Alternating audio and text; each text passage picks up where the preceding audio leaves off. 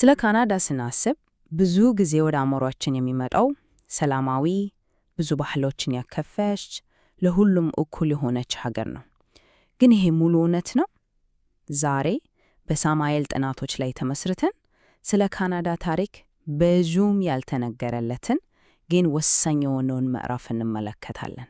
ካናዳ ሁሌም ከዘረኝነት የጸዳች፣ ለተጨቆኑ ሁሉ መሸሸጊያ እንደነበረች አይነት አመለካከት አለ።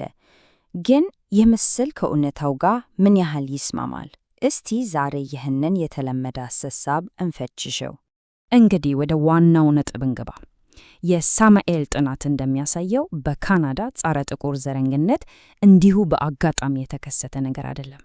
ይልቁንም የሀገሪቱ መሰረት ከተጣለበት ጊዜ ጀምሮ አንዱ የመዋቅሪያ ምሰሶ ነበር። እሺ፣ ይህ እንዴት ሊሆን ቻለ?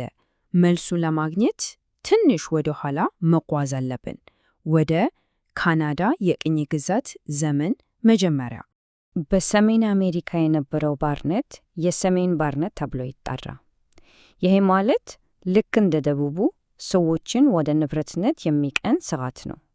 ግን አፈጻጸሙ ትንሽ ለየት ይላል። በትልቅ እርሻዎች ላይ ከመሰብሰብ ይልቅ ባሪያዎች በየቤቱ በዕደ ጥበብ ሥራዎች እና በትንሽንሽ እርሻዎች ውስጥ ተበታትነው ይሰሩ ነበር።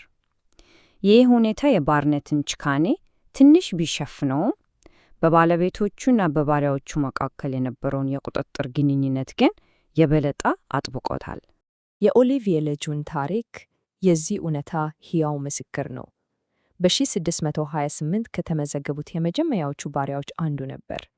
የእሱ ታሪክ ብቻውን የባሪያ ጉልበት በቅኝ ገዢዎች የዕለት ተዕለት ኑሮ ውስጥ ምን ያህል ስር ሰዶ እንደነበር ቁልጭ አድርጎ ያሳያል። ታሪክ ይቀጥላል።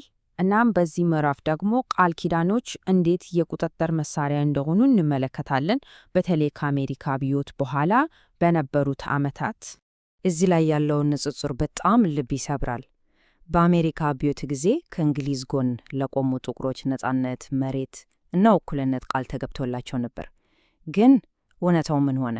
ያገኙት ነገር ቢኖር አድሏዊ የሆነ የመሬት ክፍፍል፣ ለም ያልሆነ መሬት እና የከፋ የኢኮኖሚ ችግር ነበር። ትግሉ ቀላል አልነበረም። በ7775 የነጻነት ቃል ተገባላቸው። ግን ከዓመታት በኋላ በ791 ቶማስ ፒተርስ የተገባላቸውን ቃል ለማስከበር እና ፍትህ ለመጠየቅ እስከ ለንደን ድረስ መጓዝ ነበረበት። ይህም ያሳየው መብታቸውን ለማስከበር ምን ያህል ረጅም እና ከባድ ትግል እንዳደረጉ ነው። ሌላው አሳዛኝ ታሪክ ደግሞ የጃማይካ ማሩኖች ነው። አስቡት፣ ከሞቃታማዋ ጃማይካ ተፈናቅለው ወደ በረዷማዋ ኖቫ ስኮሺያ በግዞት ተላኩ። ይሄ የአየር ንብረትን እንደ መሳሪያ በመጠቀም ማህበረሰቦችን ለመበተን እና ለመቆጣጠር የተደረገ ስልታዊ እርምጃ ነበር። ነገር ግን ማሩኖች አርተያው ማንነታቸውን እና ባህላቸውን አጥብቀው በመያዝ ተቃወሙ። በመጨረሻም እንግሊዞች ወደ ሴራሊዮን እንዲልኳቸው አስገደዷቸው። እሺ፣ እስካሁን ስለ ጭቆና አውርተናል። አሁን ደግሞ ስለ ትግሉ፣ ስለ ጀግንነቱ እና ስለ ማህበረሰብ ግንባታው እናውራ። ምክንያቱም ታሪኩ የጭቆናው ብቻ አይደለም፣ የመቋቋምም ጭምር እንጂ። የባክስተን ሰፈር እኮ በጣም የሚገርም ነው። ነፃነትን ፈለጋ የመጡት ሰዎች ዝም ብሎ የእርዳታ ተቀባይ አልነበሩም። እነዚህ የራሳቸውን ዕጣ ፈንታ የቀረጹ ናቸው። በህብረት ገንዘብ አሰባሰቡ፣ መሬት ገዙ፣ ከተማቸውን በጥንቃቄ ያቀዱ፣ የራሳቸውን ኢንዱስትሪዎች ገነቡ፣ አልፎ ተርፎም በጋዜጦች አማካኝነት ግንኙነት ፈጠሩ። በአንደኛው የዓለም ጦርነት ደግሞ ሌላ ታሪክ አለ። ሙሉ በሙሉ ጥቁሮች የነበሩበት ቁጥር 2 ኮንስትራክሽን ባታሊዮን ሀገራቸውን በታማኝነት ሲያገለግሉ፣ በሌላ በኩል ደግሞ ያቺው ሀገር የነፈገቻቸውን የዜግነት መብት ለማግኘት መስዋዕትነታቸውን እንደ መደራደሪያ ለመጠቀም ሞክረዋል። ወደ 20ኛው ክፍለ ዘመን ስንመጣ ደግሞ ዘዴው ተቀየረ። ዘረኝነቱ የበልጥ ስውር ሆነ። በወረቀትና በቀለም፣ በሕግና በመመሪያ ስም፣ በከተማ ፕላን ስም መታ። አፍሪክቪል የዚህ አሳዛኝ ታሪክ ቁልፍ ምሳሌ ነው። የሳሙኤል ይህ ጥቅስ የአፍሪክቪልን ታሪክ በትክክል ይገልጸዋል። የአፍሪክቪል ታሪክ የከተማ ፕላን እና የማዘጋጃ ቤት ቸልተኝነት እንዴት ሰዎችን ከቤታቸውና ከኑራቸው ለማፈናቀል እንደ መሳሪያነት እንደዋሉ የሚያሳይ ቁልጭ ምሳሌ ነው። ይሄ ዝርዝር በቃ ሁሉንም ነገር ይናገራል። በአንድ በኩል የአፍሪክቪል ነዋሪዎች እንደ ንጹህ ውሃና የፍሳሽ ማስወገጃ ያሉ መሰረታዊ አገልግሎቶችን ተነፍገዋል። በሌላ በኩል ደግሞ እንደ ቆሻሻ መጣያ፣ የማዳበሪያ ፋብሪካና እስር ቤት ያሉ ለጤና አደገኛ የሆኑ ተቋማት በማህበረሰባቸው አቅራቢያ ተገነቡ። እናም መጨረሻው በ1969 መጣ። የአፍሪክቪል የመጨረሾቹ ቤቶች በቡልዶዘር ፈረሱ። አብራቸው የፈረሰው ግን ቤት ብቻ አልነበረም። የትውልድ ሀብት፣ ታሪክ እና የማህበረሰብ ትስስር ጭምር ነበረ። እሺ፣ የሁሉ ታሪክ ዛሬ ላይ ምን ማለት ነው? ያለፈውን ማወቅ ብቻ በቂ ነው ወይስ ስህተቱን ለማረም ምን መደረግ አለበት?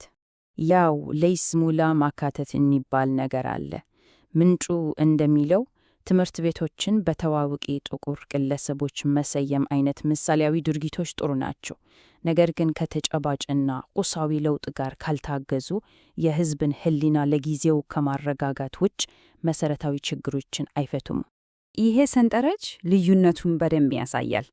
ለምሳሌ የትምህርት ቤት ስም ከመቀየር ይልቅ ለተወሰደው መሬት ካሳ መክፈል ምን ያህል ተጨባጭ እንደሆነ አስቡት። ይፋዊ ይቅርታ አስፈላጊ ነው፣ ነገር ግን ለተጎዱ ማህበረሰቦች የታለመ ኢንቨስትመንት ከሌለ ትርጉም የለውም። እንግዲያው ትክክለኛው መፍትሄ ምንድን ነው? አንዳንድ ሐሳቦች እዚህ ተዘርዝረዋል።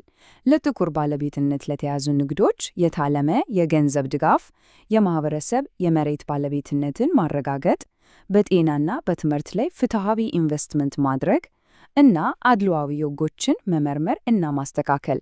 እነዚህ እውነተኛ ለውጥ ሊያመጡ የሚችሉ እርምጃዎች ናቸው። እናም የሳሙኤል የመጨረሻ ነጥብ ይሄ ነው። በጣም ወሳኝ ሐሳብ ነው። ካሳ፣ ስጦታ ወይም እርዳታ አይደለም። ለዘመናት ሳይከፈል የቆየን ዕዳ መክፈል ነው። ይህ እንግዲህ አንድ ትልቅ ጥያቄ ትቶልኝ ያልፋል። ለዘመናት የቆየን ዕዳ መክፈል በእውነቱ ምን ይመስላል? ምን አይነት እርምጃዎችን ይጠይቃል? በዚህ ርዕስ እና በሌሎችም ጉዳዮች ላይ ጠለቅ ያለ መረጃ ከፈለጋችሁ አዲስ ድረገጽ አለን፣ www.samalel.inc። እዛ ላይ ዝርዝር ሪፖርቶችን፣ ሰነዶችን እና ሌሎችም ጠቃሚ መረጃዎች ታገኛላችሁ። እና የሳሙኤልን ትንታኔዎች በድምፅ ማድመጥ ከፈለጋችሁ ደግሞ በስፖቲፋይ፣ አፕል ፖድካስት፣ አማዞን ሚውዚክ እና በሌሎችም መተግበሪያዎች ላይ ልታገኙን ትችላላችሁ።